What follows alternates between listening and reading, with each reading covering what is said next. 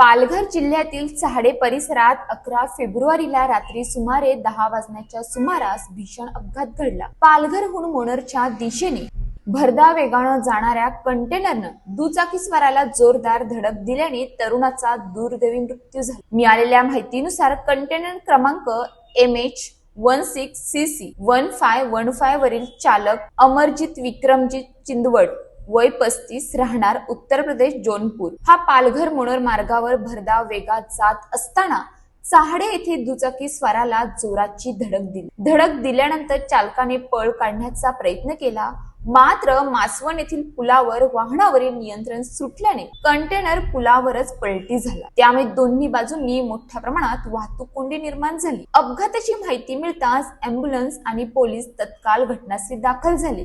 गंभीर जखमी झालेल्या 25 वर्षीय एकनाथ संतोष खांजोडे राहणार वाडा यांना प्रथम मोनर येथील आस्था हॉस्पिटलमध्ये दाखल करण्यात आले। प्रकृती चिंताजनक असल्याने त्यांना पुढील उपचारासाठी सेलवास येथील नमो हॉस्पिटलमध्ये हलवण्यात आले, मात्र उपचारादरम्यान त्यांचा मृत्यू झाला। दरम्यान मासवणच्या पुलावर कंटेनर पलटी झाल्याने वाहतुकीवर मोठा परिणाम झाला। वाहनांच्या लांबच लांब रांगा लागल्या होत्या। वाहतूक सुरळीत करण्यासाठी काही वाहनांना जुन्या पुलाखालून पर्यायी मार्गाने वळवण्यात आले। सध्या जिल्ह्यात अपघातांचे प्रमाण मोठ्या प्रमाणात वाढत असल्याचे दिसून येत आहे।